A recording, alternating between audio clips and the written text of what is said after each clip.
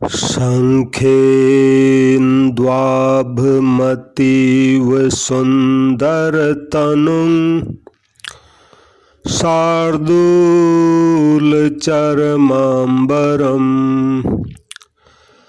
कालव्यालकरालभूषणधरं गङ्गाशशाङ्कप्रियम् काशीसङ्कलिकल्मषौघशमनं कल्याणकल्पद्रुमं नौमि गिरिजापतिं गुणनिधिं कन्दर्पहं शङ्करम् नौमि गिरिजापतिं गुणनिधिं कन्दर्पहं शङ्करम्। गोस्वामी तुलसीदास जी महाराज की जय। श्री सीताराम जी महाराज की जय। भगवान श्री उमा महेश्वर भगवान की जय। गोस्वामी तुलसीदास जी लंका कांड शुरू करने से पहले शिव जी की वंदना करते हैं। कहते हैं, शंख और चंद्रमा की सी कांति के अत्यंत सुंदर शरीर वाले, व्याघ्र चर्म के वस्त्र वाले, काल के समान भयानक सर्पों का आभूषण धारण करने वाले, गंगा और चंद्रमा के प्रेमी, यानी गंगा और चंद्रमा उनको प्रिय लगती है, इसलिए इन दोनों को अपने मस्तक पर वो विराजमान रखते हैं। काशीपति, कलयुग के पाप समूह का नाश करने वाले, कल्याण के कल्प वृक्ष, गुणों के निधान और कामदेव को भस्म करने वाले पार्वती पति वंदनीय श्री शंकर जी को मैं नमस्कार करता हूँ। जय श्री राम। सभी श्रोताओं का मेरे संत कल्याण वाणी चैनल में हार्दिक स्वागत है। आज मैं लंका कांड में जो वर्णित अंगद रावण संवाद है उसको सुनाने जा रहा हूँ। तो अंगद और रावण जी की जो बातचीत हुई है, बहुत गर्मा गर्म बात हुई है, तड़क भड़क वाली बात हुई है। वैसी बात हुई है जैसे परशुराम जी और लक्ष्मण जी की बातचीत हुई थी। तो ये तड़क भड़क बात क्यों हुई? ये रावण ने एक महान गलती कर दी। वो भगवान राम जी की भार्या सीता जी को चुरा कर ले गया। चुराने में उसका भाव ये था कि उसको ये लगा कि ये राम जी जो हैं ये भगवान विष्णु के अवतार हैं। तो मैं हूँ, मेरा पूरा परिवार है, अब हम राक्षस हैं, कर्म हमारे राक्षसी जैसे राक्षसी हैं, तो हमारा कल्याण तो हो नहीं सकता। तो भगवान, यदि राम जी सचमुच भगवान हैं तो अगर मैं उनकी पत्नी को चुरा लाऊंगा तो वो अपनी पत्नी को छुड़ाने आएंगे तो हमको मार जाएंगे, सब परिवार मार जाएंगे, क्योंकि मैं पत्नी दूंगा नहीं तो अंत में मारने का ही उपाय बचता है, जैसा कि उसने किया भी। तो इस तरह पूरे परिवार सहित सब राक्षसों को मार जाएंगे तो सबका कल्याण हो जाएगा, और ऐसा ही हुआ भी। तो ये उसका अंदरूनी भाव था, इसको बाहर वो प्रकट नहीं करता था, लेकिन ये रामचरितमानस अरण्य कांड में ये बात उसने कही है सीता जी को चुराने से पहले। तो भगवान सीता जी की खोज में आगे बढ़े और लंका में पहुंच गए। मैं संक्षेप से सुनाऊंगा पहले की कथा। तो लंका में एक ऊंचा पर्वत सा सुबेल पर्वत, वहाँ भगवान पहुंच गए। वहाँ पहुंचने के बाद रात को एक रात वहाँ शयन किया। सुबह जागे तो यहाँ प्रात जागे रघुराई, पूछा मत सब सचिव बुलाई। तो जाग करके उन्होंने सब मंत्रियों को बुलाकर सलाह पूछी कि आप जल्दी बताइए, यहाँ तो हम पहुँच गए हैं, अब हमें क्या करना चाहिए। तो भगवान की सेना में बंदर भालुओं की सबसे जो बूढ़े उनके सैनिक थे, मंत्री थे, वो थे जामवान जी भालू। तो जामवान जी ने सिर नवाकर कहा, हे सर्वज्ञ, हे सबके हृदय में बसने वाले यानी अंतर्यामी, हे बुद्धि बल तेज धर्म और गुणों की राशि प्रभु, सुनिए। मैं अपनी बुद्धि के अनुसार एक सलाह देता हूँ कि युद्ध करने से पहले बालीपुत्र अंगद को एक दफ़े दूत बनाकर लंका में रावण के पास भेजना चाहिए। तो ये सलाह सबको अच्छी लगी। तो भगवान राम जी ने अंगद से कहा, हे अंगद, तुम जो है बल बुद्धि और गुणों के धाम हो और वीर बाली के पुत्र हो। अब तुम मेरे काम के लिए लंका जाओ, और तुमको मैं ज़्यादा समझाकर क्या कहूँ, मैं तुमको जानता हूँ, तुम परम चतुर हो, बस इतनी बात है। वहाँ क्या करना है? बोले, काजु हमार तासु हित होई, रिपुसन कहेऊँ बत कही सोई। भगवान ने बड़ी अच्छी बात कही। यद्यपि वो यहाँ युद्ध करने ही आए हैं और रावण भी उनको अपना शत्रु ही मानता है, युद्ध करने के लिए तैयार बैठा हुआ है, तो भी भगवान ने आखिरी क्षण में ये संदेश कहा अंगद जी को कि तुम शत्रु से वही बातचीत करना जिससे हमारा काम हो जाए, यानी हमको हमारी सीता मिल जाए और रावण का कल्याण हो जाए। तो भगवान की आज्ञा सिर चढ़ाकर भगवान के चरणों की वंदना करके अंगद जी उठे और बोले, हे भगवान राम जी, आप जिस पर कृपा करें वो महाराज गुणों का समुद्र हो जाता है। बाकी प्रभु आपके काम तो स्वयं सिद्ध हैं। ये तो आपने मुझे आदर दिया है जो आप अपने काम के लिए भेज रहे हो। ऐसा विचार कर अंगद का हृदय हर्षित हो गया और शरीर फुल। गोस्वामी तुलसीदास जी लिखते हैं, बंद चरण उर धरि प्रभुताई, अंगद चलेऊ सबहि सिरुनाई, प्रभु प्रताप उर सहज आशंका, रन बांकुरा बालिसुत बंका। भगवान श्री राम जी के चरणों की वंदना करके और भगवान की प्रभुता को हृदय में धरकर अंगद जी यहाँ सबको सिर नवा कर चले, और वे रणबांकुरे वीर निर्भय हैं बिल्कुल। लंका में प्रवेश करते ही लंका का रावण का पुत्र था एक कम उम्र का, उससे उनकी भेंट हो गई जो वहाँ खेल रहा था।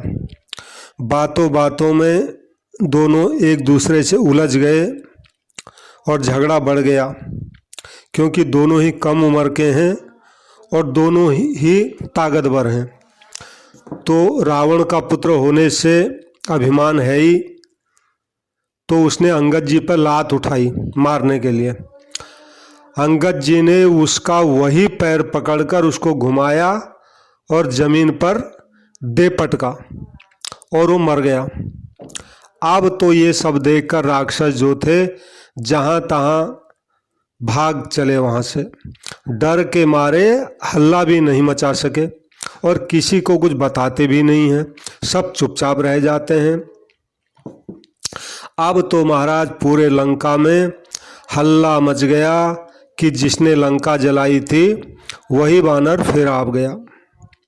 अब सब भयभीत हो गए, विचार करने लग गए, हे विधाता, अब ये न जाने क्या करेगा। इसलिए अंगद जी जिधर भी जाते हैं उधर से उनको सब लोग रावण के दरबार का रास्ता बता देते हैं कि रावण जो है, रावण का दरबार इधर है। और अंगद जी जिसको भी देखते हैं वो डर के मारे सूख जाता है। तो इस तरह गयऊँ सभा दरबार तब, सुमिरे राम पद कंज, सिंह ठवन इत उत चितव, धीर वीर बल पुंज। श्री राम जी के चरण कमलों को याद करके अंगद जी रावण की सभा के दरवाजे पे गए और वे धीर वीर बल की राय अंगद जी सिंह की तरह शान से खड़े होकर इधर उधर देखने लग गए। फिर उन्होंने तुरंत एक राक्षस को बुलाया और भेजा रावण के पास कि रावण को बताओ मैं आया हूं करके। तो उसने जब बताया जाकर, सुनते ही रावण हंसकर बोले बुला लाओ, देखें ये बंदर कहाँ से आया है। फिर अंगद जी को रावण के सामने ले गए। अंगद जी ने रावण को, तुलसीदास जी कहते हैं, ऐसे देखा सहित प्राण कज्जल गिरि जैसे, मानो प्राण युक्त जिंदा यानी काजल का पहाड़ हो। तो अंगद जी को इतने प्रतापी रावण के सामने जरा भी डर नहीं है। और अंगद जी के वहाँ पहुँचते ही रावण के सारे सभासद उठ के खड़े हो गए। रावण को बड़ा गुस्सा आया कि एक बंदर को तुम इतना आदर दे रहे हो कि उसके आदर पर सब खड़े हो गए। तुलसीदास जी कहते हैं जैसे मतवाली हाथियों के झुंड में सिंह जो है निर्भय होकर चला जाता है, वैसे श्री राम जी के प्रताप को हृदय में स्मरण करके हुए सभा में गए और सिर नवाकर बैठ गए। रावण ने कहा, अरे बंदर तू कौन है? अंगद ने कहा, हे दशग्रीव, मैं श्री रघुवीर राम जी का दूत हूँ। मेरे पितामह और तुम में मित्रता थी, इसलिए हे भाई मैं तुम्हारी भलाई के लिए आया हूँ। और बड़ी अच्छी बात कही रावण को, तुम्हारा उत्तम कुल है, ऋष्ट पुलस्त के तुम पौत्र हो, शिव जी की और ब्रह्मा जी की तुमने बहुत प्रकार से पूजा की है, उनसे अनेक वर पाए हैं, सब काम सिद्ध गए हैं, लोकपालों और सब राजाओं को भी तुमने जीत लिया। अब राजमद से कहो या मोहबस से कहो, तुमसे एक गलती हो गई, तुम जगजननी माता सीता जी को हर लाए हो। अब तुम मेरी हित भरी सलाह सुनो। अगर तुम इसके अनुसार चलोगे तो भगवान श्री राम जी तुम्हारे सब अपराधों को क्षमा कर देंगे। दसन गहु तृण कंठ कुठारी, परिजन सहित संग निज नारी, सादर जनक सुता करी आगे, यही विधि चलहूँ सकल भय त्यागे। अंगद जी ने बताया, दांतों में तिनका दबाओ, गले में कुल्हाड़ी डालो, कुटुंबियों सहित अपनी स्त्रियों को साथ में लेकर आदर पूर्वक माता जानकी जी को आगे करके सब भय छोड़कर भगवान राम जी के पास चलो और वहाँ पहुँच करके प्रतपाल रघुवंश मणि त्राहि त्राहि अब मोय, और वहाँ पहुँच के उनके चरणों में अपना सिर रख दो और कहो, हे शरणागत का पालन करने वाले श्री रघुवंश मणि श्री राम जी, मेरी रक्षा करो, मेरी रक्षा करो।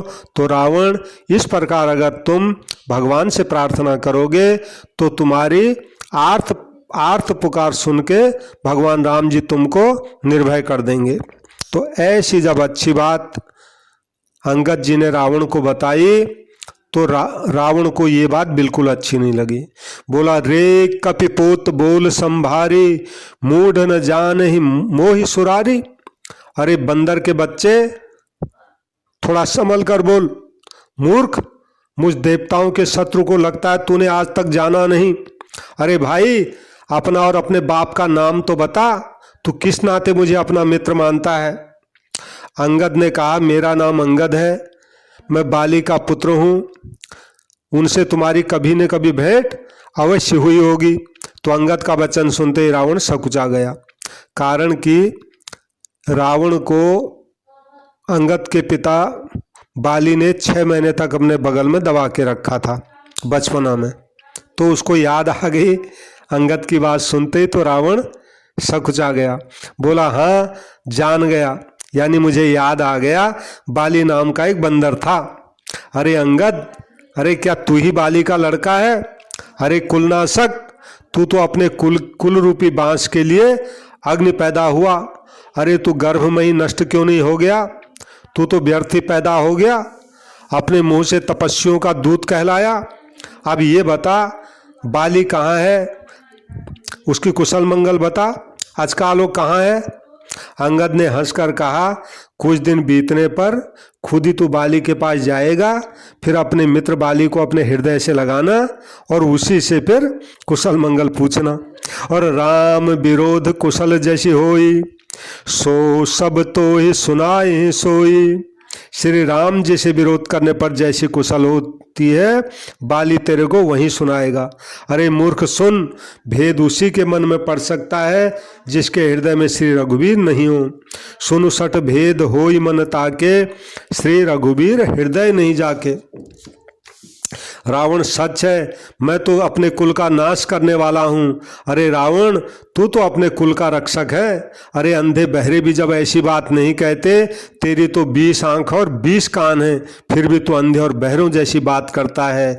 ब्रह्मा जी, शिव जी आदि देवता और मुनियों के समुदाय जिन श्री भगवान रामचंद्र जी के चरणों की सेवा करना चाहते हैं, उनका दूत होकर मैंने अपने कुल को डुबवा दिया। अरे जब ऐसी बुद्धि है, तेरा हृदय फट क्यों नहीं जाता? तो अंगद की कठोर वाणी सुनकर रावण आंखें तरेर करके तिरछी करके बोला, अरे दुष्ट, मैं तेरे सब कठोर वचन इसलिए सह रहा हूँ क्योंकि मैं धर्म और नीति को जानता हूँ, यानी मैं धर्म और नीति की रक्षा कर रहा हूँ। अंगद ने कहा, रावण, तुम्हारी धर्मशीलता मैंने भी सुनी है।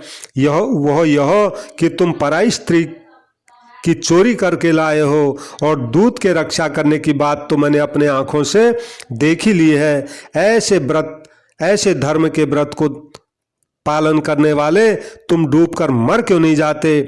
नाक कान रहित बहन को देखकर भी तुमने धर्म विचार कर समाहित तो कर दिया। तुम्हारी धर्मशीलता रावण जग जाहिर है। मैं भी बड़ा भाग्यवान हूँ जो मैंने आज तुम जैसे धर्मशील का दर्शन पाया। रावण ने कहा, अरे जड़ जंतु बांदर, व्यर्थ की बकबक मत कर। अरे मूर्ख, मेरी भुजाएं देख पहले। ये सब लोकपालों की विशाल बल रूपी चंद्रमा को ग्रसने के लिए राहु के समान है। फिर तूने सुनाई होगा, आकाश रूपी तालाब में मेरे भुजाओं रूपी कमलों पर बसकर शिवजी सहित कैलाश हंस के समान बड़ी सुंदर शोभा को प्राप्त हुआ था। अरे अंगद सुन, तेरी सेना में बता, ऐसा कौन सा योद्धा है जो युद्ध होने पर मुझसे भिड़ सकेगा? तेरा जो मालिक है वो तो बेचारा स्त्री वियोग में बिल्कुल बलहीन हो गया है। उसका छोटा भाई वो रात दिन उसके साथ दुखी होकर वो भी उदास हो गया है। और रहे तुम और सुग्रीव, तुम दोनों तो नदी तट के वृक्ष हो। रहा मेरा छोटा भाई विभीषण, वो तो बड़ा डरपोक है। एक वो बूढ़ा भालू है जामुआन, वो अब बहुत बूढ़ा हो गया।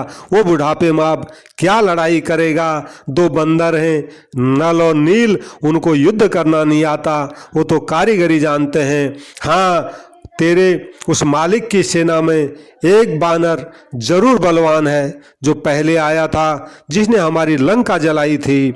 ये वचन सुनकर बालीपुत्र अंगद ने कहा, अरे राक्षस राज, सच्ची बात कहो, क्या सचमुच उस बानर ने तुम्हारे लंका को जला दिया? रावण जैसे जगत विजयी योद्धा का नगर एक मामूली से छोटे बानर ने जला दिया।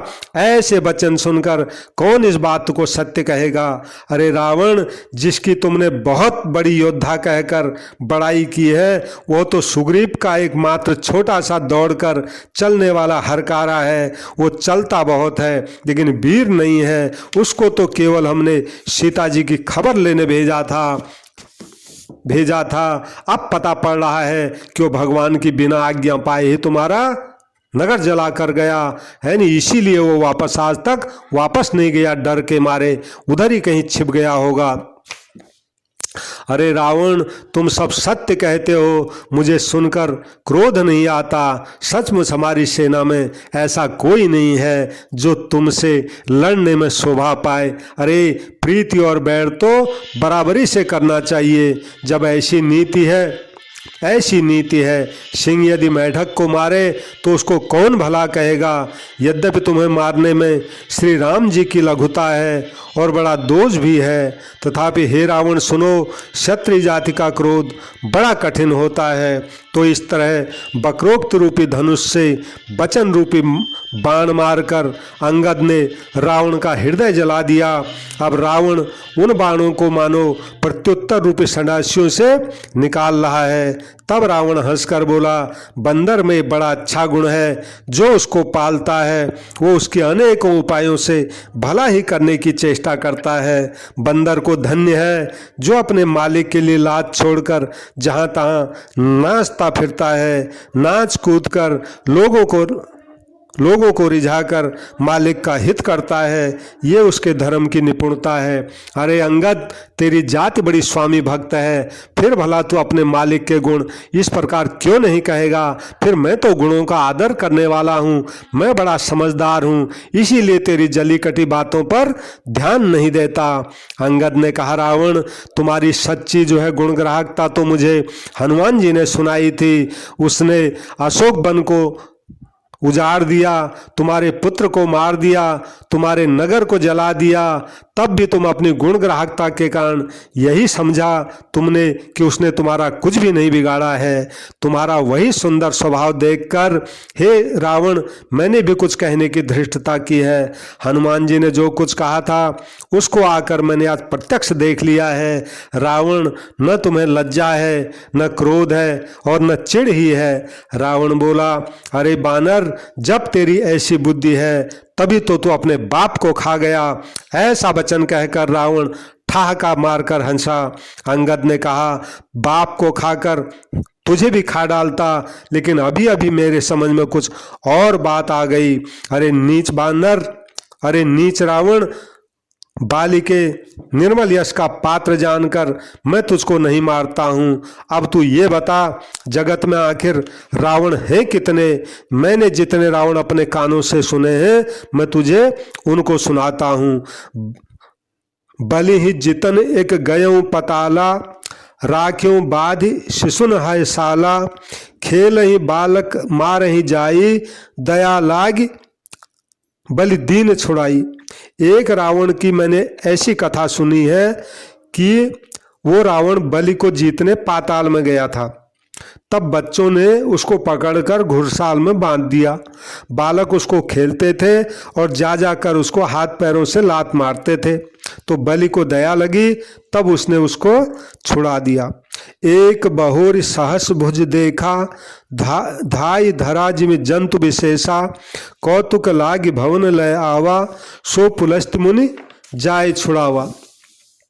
फिर एक रावण की मैंने ऐसे कथा सुनी है कि सहस्त्रबाहु ने उसको देखा और उसने दौड़कर उसको एक विशेष प्रकार का जीव समझ करके पकड़ लिया। फिर वो तमाशा देखने के लिए उसको अपने घर ले गया और फिर उस रावण के दादा थे पुलस्त जी, उन्होंने जाकर उसको वहां से छुड़ाया। और एक कहत मोई सकुच अति, रहा बाल की काख, इन महु रावण ते कवन, सत्य बदहि तजिमाख।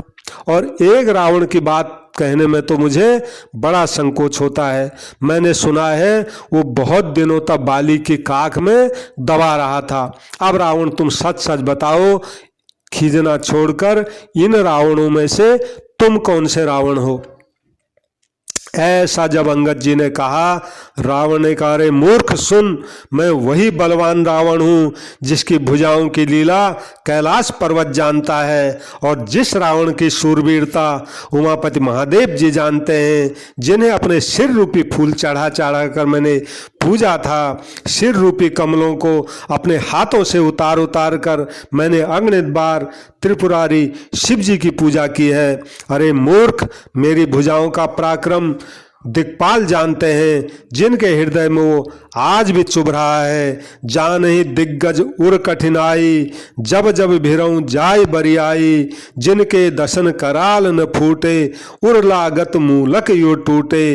बोले, दिशाओं के हाथी मेरी छाती की कठोरता को जानते हैं, जिनके भयानक दांत जब जब जाकर मैं उनसे जबरदस्ती भिड़ा, मेरी छाती में कभी नहीं फूटे, यानी उन्होंने अपने बड़े बड़े दांतों को मेरी छाती को फोड़ने के लिए टकराया, लेकिन मेरी छाती इतनी कठोर है कि मेरी छाती पर कोई चिन्ह भी नहीं बना पाए और उल्टा उनके दांत ही वो मूली की तरह टूट गए। समझ गया मेरी छाती कैसी है। जासु डल चलत डोलती में धरनी, चढ़त मत गज्जिम लघु तरनी। जिस रावण के चलते समय पृथ्वी इस प्रकार हिलती है जैसे मतवाले हाथी के चढ़ते समय छोटी नाव हो जाती है, डगमग डगमग, मैं वही जगत प्रसिद्ध प्रतापी रावण हूँ। अरे झूठी बकवास करने वाले, क्या तूने मेरा नाम आज तक कभी अपने कान से नहीं सुना?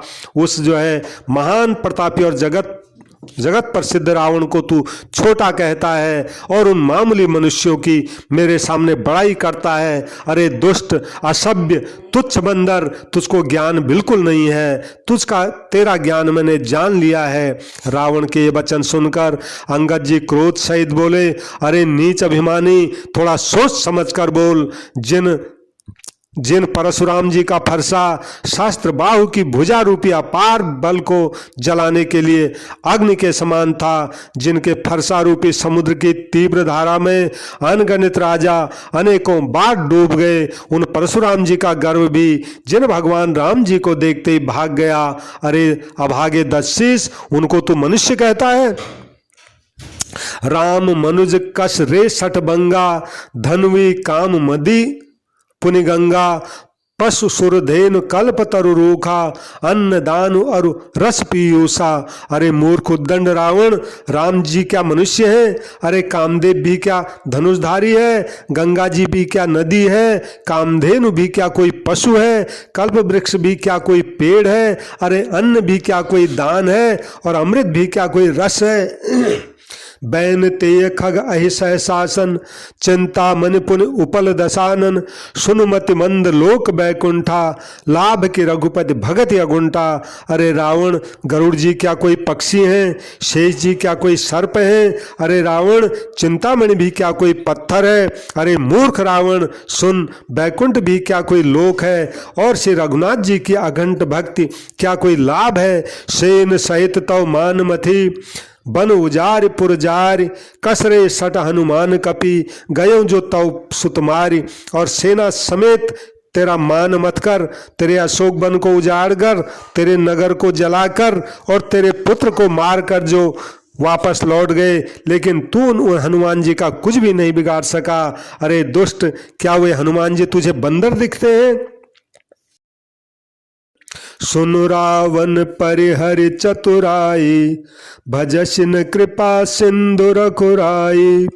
जो खल भय श्री राम कर द्रोही, ब्रह्म रुद्र सक राखिन तोई। अरे रावण सुन, कपट छोड़कर मेरी बात सुन। कृपा के समुद्र श्री रघुनाथ जी का तू भजन क्यों नहीं करता?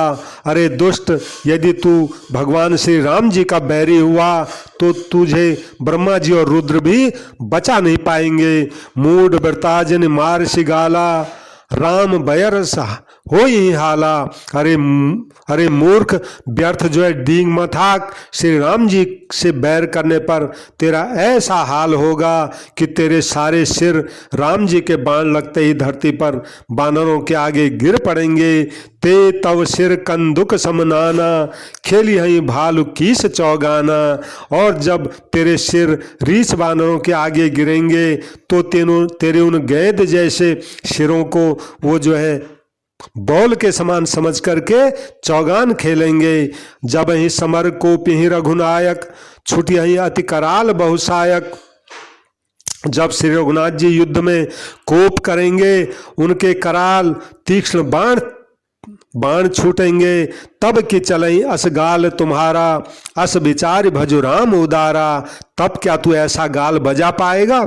ऐसा विचार कर, कृपालु श्री राम जी का भजन कर। अंगद जी के वचन सुनकर रावण बहुत अधिक जल उठा, मानो जलती ही प्रचंड अग्नि में घी पड़ गया हो। अब बोला, रे मूर्ख, तू कैसी बात करता है? कुंभकर्ण जैसा बलवान मेरा भाई है, इंद्र का शत्रु सुप्रसिद्ध मेघनाथ मेरा पुत्र है और मेरा पराक्रम तो तूने आज तक सुना ही नहीं है। संपूर्ण जड़ चेतन को मैंने जीत लिया है। अरे दुष्ट, बानरों की सहायता जोड़कर राम ने समुद्र पर पुल बना लिया। क्या यही उसकी जो है ताकत है? समुद्र को तो अनेकों पक्षी भी लांघ जाते हैं, लेकिन वो शूरवीर नहीं हो जाते। अरे मूर्ख बंदर सुन, मेरी एक एक भुजा रूपी समुद्र बल रूपी जल से परिपूर्ण है, जिसमें बहुत से शूरवीर और देवता मनुष्य आज तक डूब चुके हैं। बता, ऐसा कौन शूरवीर है मेरे जो अथाह और अपार इन 20 भुजा रूपी समुद्रों को कौन पार जो है कर पाएगा? अरे दुष्ट सुन, मैंने दिक्पालों से अपने लंका में पानी भरवाया है और तू एक राजा का सुंदर सुयस मुझे सुनाता है। यदि तेरा मालिक, जिनकी गुणगाथा तू बार बार कह रहा है, सचमुच युद्ध में लड़ने वाला योद्धा है, तो फिर वह दूत किस लिए भेजता है? शत्रु से प्रीति करते क्या उसको लज्जा नहीं आती है? पहले कैलाश का मथन करने वाली मेरी इन भुजाओं को देख। अरे मूर्ख बानर, फिर तो अपने मालिक की बड़ाई करना। बता, संसार में रावण के समान शूरवीर कौन है, जिसने अपने हाथों से अपने सिर काट काट कर अत्यंत हर्ष के साथ बहुत बार उनको अग्नि में होम कर दिया। स्वयं गौरीपति शिव जी इस बात के साक्षी हैं। जरत बिलेक्यों जब ही कपाला, विधि के लिखे अंक निज भाला। अपने मस्तकों के जलते समय जब मैंने अपने ललाट पर लिखे हुए विधाता के अक्षर देखे, तब मनुष्य के हाथों अपनी मृत्यु होना जांचकर विधाता की वाणी को मैं असत्य जानकर खूब हंसा जोर से। लेकिन उस बात को समझ कर के भी मेरे मन में डर नहीं है, क्योंकि मैं जानता हूँ बूढ़े ब्रह्मा ने बुद्धि भ्रम से ऐसा लिख दिया था। अरे मूर्ख, तू लज्जा और मर्यादा छोड़कर मेरे आगे बार बार दूसरे वीर की जो है बड़ाई करता है। अंगद ने कहा, अरे रावण, तेरे समान लज्जावान जगत में कोई नहीं है। लज्जाशीलता तो तेरा शाश्वत स्वभाव है। तू अपने मुंह से अपने गुण कहते कहते कभी थकता ही नहीं है। सिर काटने और कैलाश उठाने की बात तेरे चित्त में चढ़ी हुई है, इसलिए तूने उसको 20 बार कहा। भुजाओं के उस बल को तूने हृदय में छिपा रखा है, जिससे तूने शास्त्र बाहुबली और बाली को जीता था। अरे मंद बुद्धि सुन, अब बस कर। सिर काटने से क्या कोई शूरवीर हो जाता है? इंद्रजाल रचने वाले को वीर नहीं कहा जाता, यद्यपि वो अपने हाथों से ही अपना सारा शरीर काट डालता है। जरहि पतंग मोह बस, भार बहे खर वृंद, ते नहीं सूर कहा वहीं समुझ देख मतिमंद। अरे मंद बुद्धि, समझ कर देख, पतंगे मोहबस आग में जल मरते हैं, गधों के झुंड बोझ लाद कर चलते हैं, लेकिन वो शूरवीर नहीं कहलाते। अरे दुष्ट, अब बत बढ़ाओ मत कर, मेरा वचन सुन, अभिमान त्याग दे। अरे दसमुख, मैं दूत की तरह केवल संधि करने नहीं आया हूँ। श्री रघुवीर ने मुझे ऐसा विचार कर भेजा है। कृपालु श्री राम जी बार बार ऐसा कहते हैं कि सियार को मारने से सिंह की कोई बड़ाई नहीं है। अरे मूर्ख, भगवान के उन वचनों को मन में समझकर मैं तेरे कठोर वचन जो है सह रहा हूँ। ना हित करि मुख भंजन तोरा, ले जाते हूँ सीतई बर जोरा। नहीं तो तेरे मुंह को तोड़कर सीता जी को मैं जबरदस्ती ले जाता। अरे अधम, देवताओं के शत्रु, तेरा बल तो मैंने तभी जान लिया जब तू पराई स्त्री को चुरा कर लाया है। तू राक्षसों का राजा और बड़ा अभिमानी है, परंतु मैं तो प्रभु श्री राम जी का सेवक, सुग्रीव का भी सेवक हूँ, यानी मैं तो भगवान के सेवक का भी सेवक हूँ। यदि मैं राम जी के अपमान से नहीं डरूं तो देखते देखते तेरा ऐसा हाल करूं, तो ही पटक मही सेन हती, चौपट करितौ गांव, तब जुबतिन समेत सठो जनक सुतई ले जाऊं। अगर मैं भगवान से नहीं डरूं तो तुझे अभी उठाकर जमीन पर पटक दूं, तेरी सारी सेना का भी संहार कर दूं, तेरे पूरे लंका रूपी इस गांव को चौपट कर दूं, और मूर्ख, तेरी युवती स्त्रियों सहित माता जानकी को ले जाऊं। जो अस करो तदपि न बढ़ाई, मुझे बधे नहीं कछु मनुसाई। यदि मैं ऐसा करूं भी तो भी इसमें मेरी कोई बड़ाई नहीं है, क्योंकि मरे हुए को मारने में कोई बहादुरी नहीं है।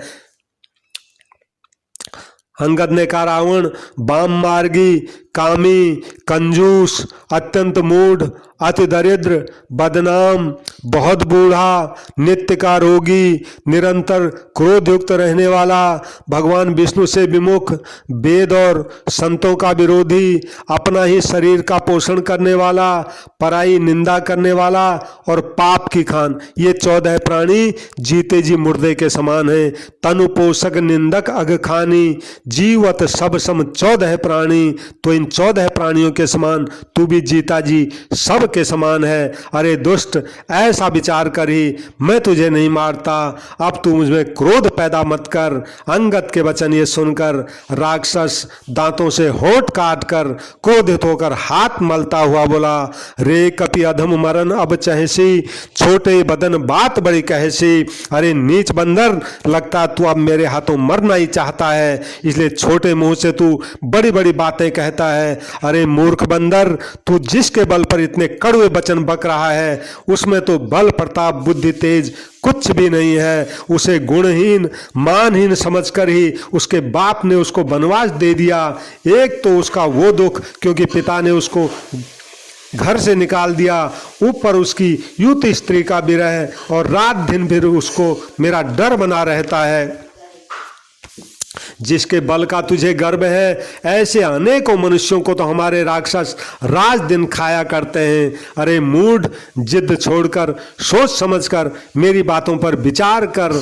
तो गोस्वामी तुलसीदास जी कहते हैं, जब इत ही कीन राम कै निंदा, क्रोधवंत अति भयों कपिंदा, हरिहर निंदा सुनई जो काना, होई पाप गोघात समाना। जब रावण ने राम जी की निंदा की, तब कपि श्रेष्ठ अंगद अत्यंत क्रोधित हो गए, क्योंकि शास्त्र ऐसा कहते हैं, जो अपने कानों से भगवान विष्णु और शिव जी की निंदा सुनता है, उसको गौ हत्या का पाप लगता है।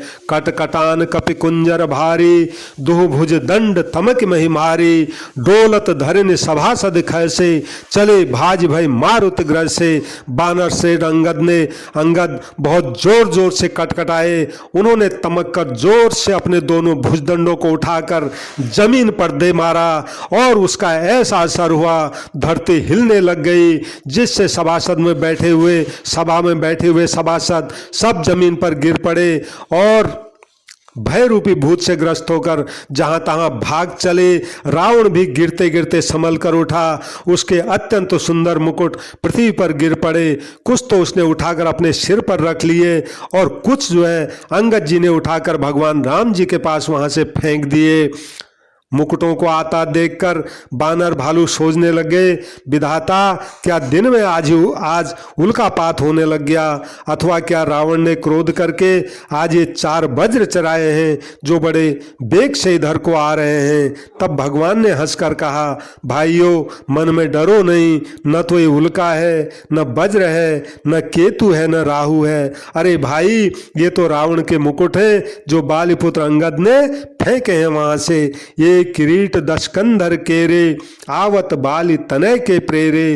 तो इस तरह जब वो आ रहे थे 4 मुकुट, हनुमान जी ने उछलकर उनको पकड़ लिया, लाकर भगवान के सामने रख दिया। रीछ और बानर उन मुकुटों को देखने लग गए, उनका प्रकाश सूर्य के समान था।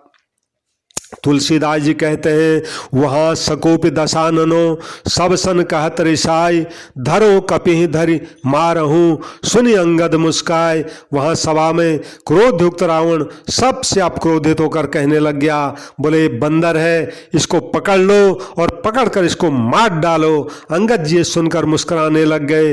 रावण फिर बोला, इसे मारकर सब योद्धा तुरंत दौड़ो, जहां भी रीछ बानर पाओ पकड़ के खा जाओ उनको। पूरी पृथ्वी में जहां भी बंदर भालू हैं सबको खा जाओ, पूरी पृथ्वी को बंदर भालुओं से खाली कर दो, और फिर जाकर उन तपस्वी राम लक्ष्मण को जीते जी पकड़ लो। रावण के कोप भरे वचन सुनकर युवराज अंगद क्रोधित होकर बोले, अरे रावण, तुझे गाल बजाते लज्जा नहीं आती? अरे निर्लज्ज, अरे कुलनाशक, गला काट कर आत्महत्या करके मर जा।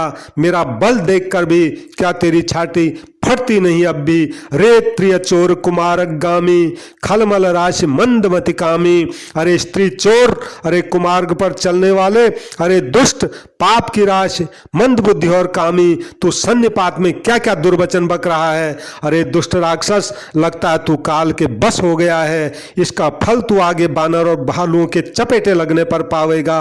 अरे राम जी मनुष्य हैं, ऐसा वचन बोलते ही अरे अभिमानी, तेरी ये 20 जीभें गिर क्यों नहीं पड़ती है। इसमें संदेह नहीं है, तेरी जीभें अकेले नहीं गिरेंगी, सिर गिरेगा उनके साथ ही तेरी जीभें गिरेंगी। अरे रावण, जिसने एक ही बाण से बाली को मार डाला, उनको तू मनुष्य कहता है। अरे कुजाति, अरे जड़ जंतु, 20 आंखें होने पर भी तू अंधा हो गया, तेरे जन्म को धिक्कार है। राम जी के बाण तेरे खून के प्यासे हैं, वे प्यासे ही रह जाएंगे। इसी डर से अरे कड़वी बकवाद करने वाले, मैं तुझे आज जिंदा छोड़ रहा हूं। मैं तव दसन तोरि बे लायक, आयस मोहिन दीन रघुनायक। मैं तेरे सारे सिरों के 32 दांत तोड़ने में समर्थ हूं, पर क्या करूं, श्री रघुनाथ जी ने मुझे तेरे दांत तोड़ने की आज्ञा नहीं दी। ऐसा क्रोध आता है तेरे 10 मुखों को घूसे मारकर तोड़ डालूं, तेरी लंका को पकड़कर समुद्र में डुबा दूं। तेरी लंका गूलर के फल के समान है, तुम सब उस गूलर के फल के अंदर के कीड़े हो और जो उसके अंदर रह रहे हो, और मैं गूलर का फल खाने वाला बंदर हूं। मुझे इस फल को खाने में क्या देर लगती है, लेकिन करूं क्या, उदार राम जी ने मुझे खाने की आज्ञा नहीं दी है। अंगद की युक्ति सुनकर रावण मुस्कुराया और बोला, अरे मूर्ख, तुझे झूठ बोलना बहुत आ गया। तू इतना झूठ बोलना कहां से सीखा? तेरे बाप ने तो कभी ऐसा गाल नहीं बजाया था। जान पड़ता है तू उन तपस्वियों के साथ मिलकर तू भी लबार हो गया है।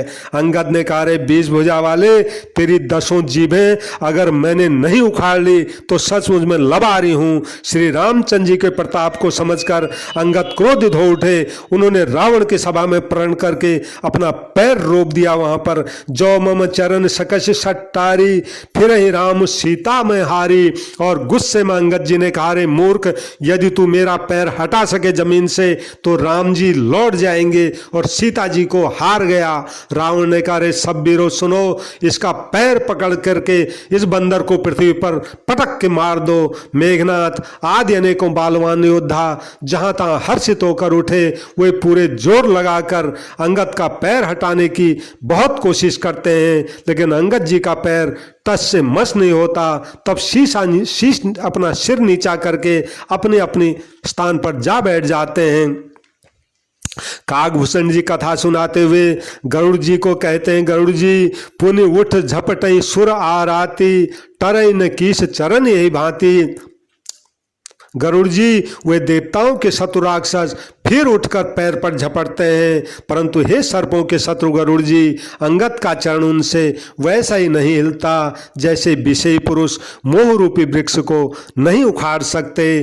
कोटिन मेघनाथ समो सुबट उठे हर साय, झपटई टरे न कपि चरण, पुनि बैठे सिरनाय। करोड़ों वीर योद्धा जो बल में मेघनाथ के समान थे फिर हर्षित होकर उठे। वे बार बार पैर पर झपटते हैं, लेकिन बानर का पैर उनसे उड़ता नहीं।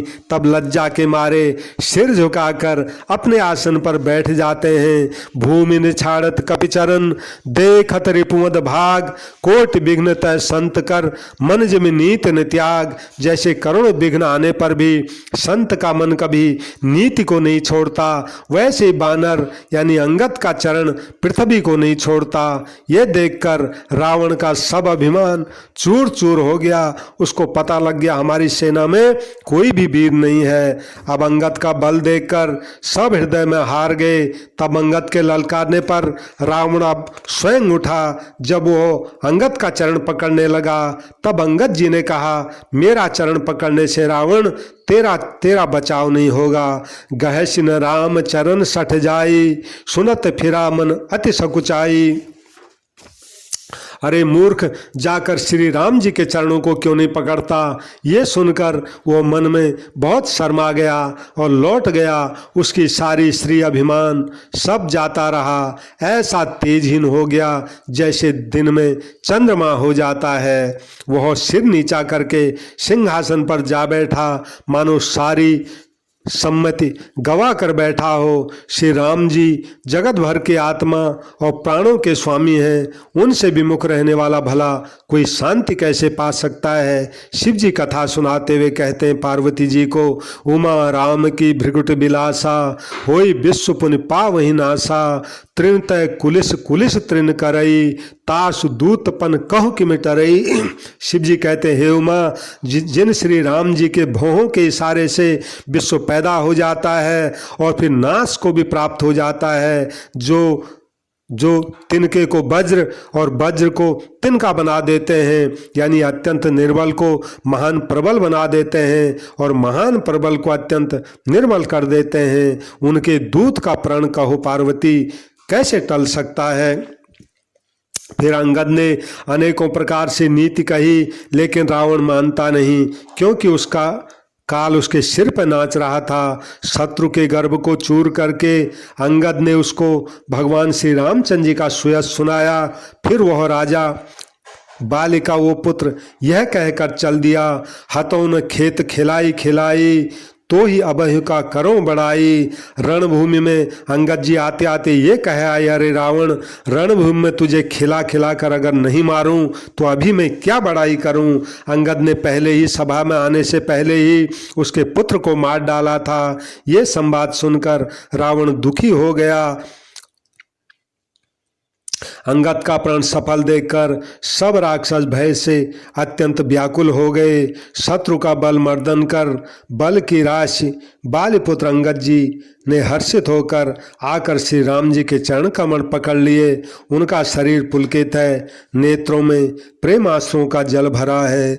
रिपु बल धरसि हर्षि कपि, बाल तनय बल पुंज, पुलक शरीर नयन जलो, गहे राम पद कंज। भगवान राम जी के पास आए और भगवान में आस्था रखने वाले जितने भी मनुष्य हैं उन सब के लिए गोस्वामी तुलसीदास जी ने एक बहुत अच्छी बात कही है। यानी मनुष्य शरीर में सबसे बढ़िया काम करने का क्या है, ये इस छंद में उन्होंने बताया है। ये मैं आपके आगे रख रहा हूँ। सिय राम स्वरूप अगाध अनुप बिलोचन, मीनन को जलो है। श्रुति राम कथा मुख राम को ना, मोहि पुण्य राम ही को थलो है। मति राम ही सो गति राम ही सो, रति राम सो राम ही को बल है। सबकी न कहे तुलसी के मत, इतना जग जीवन को फल है। सबकी न कहे तुलसी के मत, इतनो जग जीवन को फल है। तुलसीदास जी महाराज यहाँ पे मनुष्य जीवन का सबसे बढ़िया क्या फल है इस बात को बताते हैं। बोले, कानों से राम जी की कथा सुनो, मुख से राम जी का नाम लो और हृदय में भी राम जी को ही बसाओ, यानी ध्यान भी उनका ही करो और अपनी बुद्धि को राम जी में लगाओ। अपनी गति भी राम जी की तरफ हो, प्रेम भी राम जी से हो, राम जी का ही बल हो। अब सबकी बात तो मैं नहीं कहता, तुलसीदास जी कहते हैं मेरे मत में तो इतना ही जग में मनुष्य शरीर लेने का फल है, यानी यही मनुष्य शरीर में आके करना चाहिए। जय श्री राम। कथा के श्रोताओं से मेरी प्रार्थना है, जो भी इस कथा को सुन रहे हैं, कृपया मेरे संत कल्याण वाणी चैनल को सब्सक्राइब करें और कथा को लाइक करें, शेयर करें। शेष अगली कथा में। सबको प्रणाम।